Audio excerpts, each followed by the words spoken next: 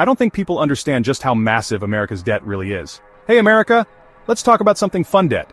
Now, I know what you're thinking. Debt isn't exactly a topic that gets people excited, but stick with me, because understanding our national debt is crucial for all of us.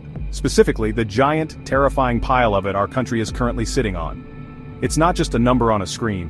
It's a massive, looming presence that affects every aspect of our lives. We're not talking about a few grand on a credit card here. This isn't the kind of debt you can pay off with a few months of budgeting and cutting back on lattes. We're talking about $34 trillion.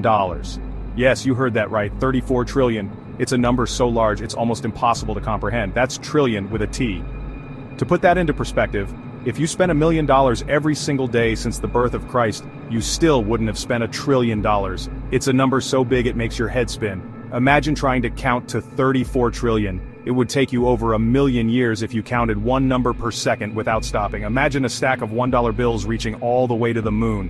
Now imagine doing that 71 times. That's how much money we owe. Now imagine doing that 71 times. It's almost unfathomable, right? But that's the reality we're facing. That's how much money we owe. And this debt isn't just a number, it's growing every second like a ticking time bomb. Now you might be thinking, John, debt is normal, right? Everyone has a little bit. And you're not wrong. Debt in itself isn't necessarily a bad thing. Everyone has a little bit. And you're not wrong. Most of us have some form of debt, whether it's a mortgage, student loans, or credit card balances. It's a part of modern life.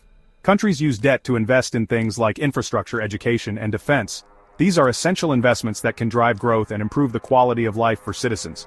But there's a big difference between responsible borrowing and digging yourself into a hole so deep you can see China from the bottom. Responsible debt is manageable and can be paid off over time. And folks, we're not just talking about a metaphorical hole here. We're talking about a financial pit that could have serious repercussions for generations to come.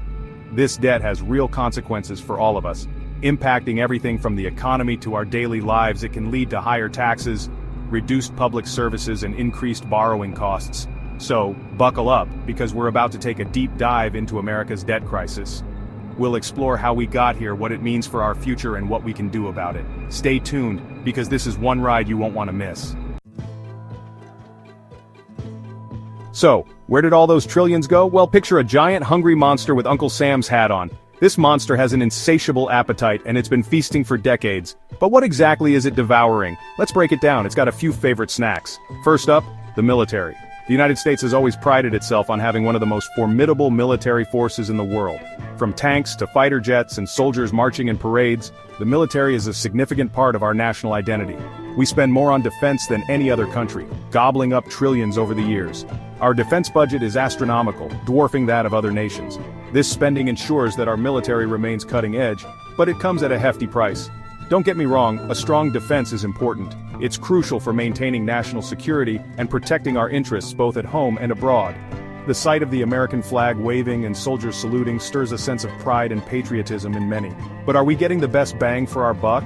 There are ongoing debates about the efficiency of our military spending.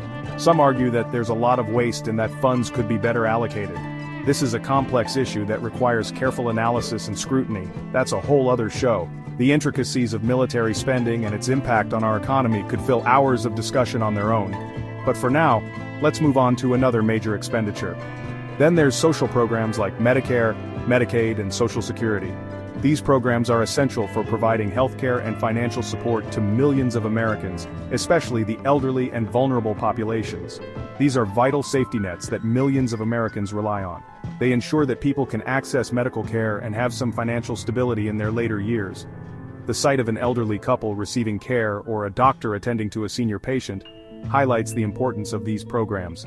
But as our population ages, these programs are getting more and more expensive.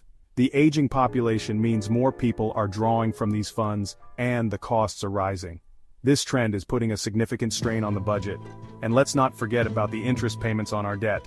The national debt is a massive burden, and the interest payments alone are staggering. Financial analysts spend countless hours reviewing documents and graphs to understand and manage this debt. Remember that giant pile of money we owe? It's not just a number on a screen, it represents real obligations that we have to meet. The national debt clock is a constant reminder of the financial challenges we face. Well, it turns out you don't get to borrow that much without paying a hefty fee.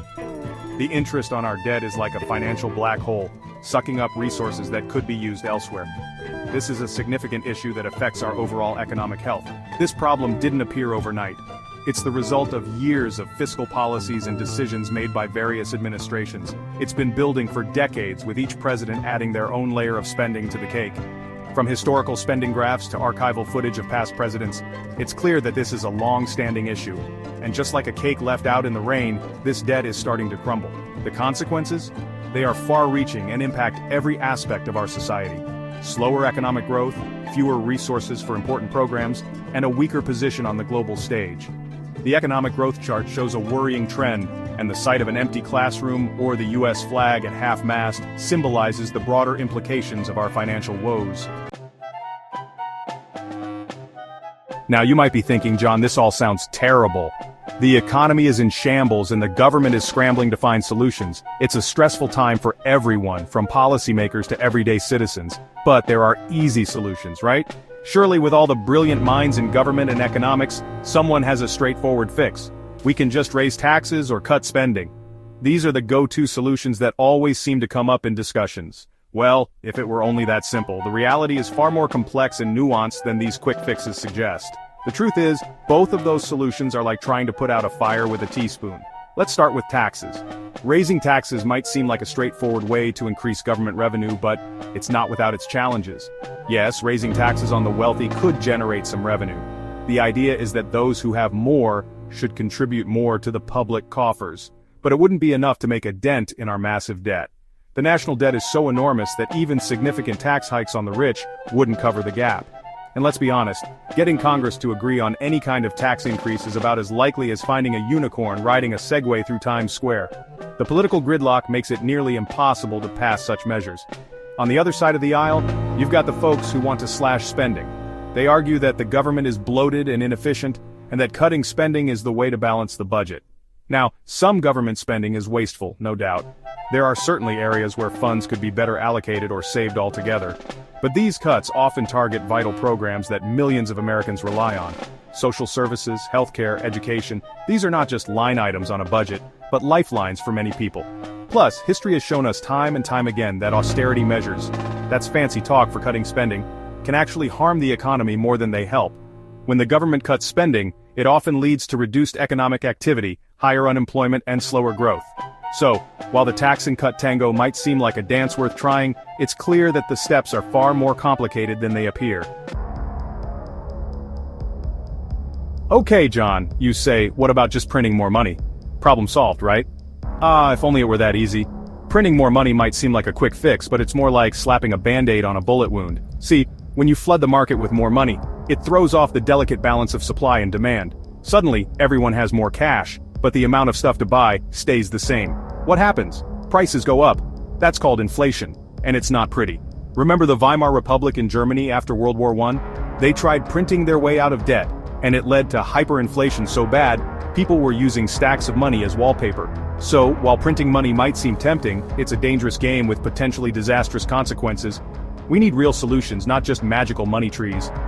Speaking of which, anyone seen my enchanted watering can? If you enjoyed this video, don't forget to subscribe and like. Let us know your thoughts in the comments below.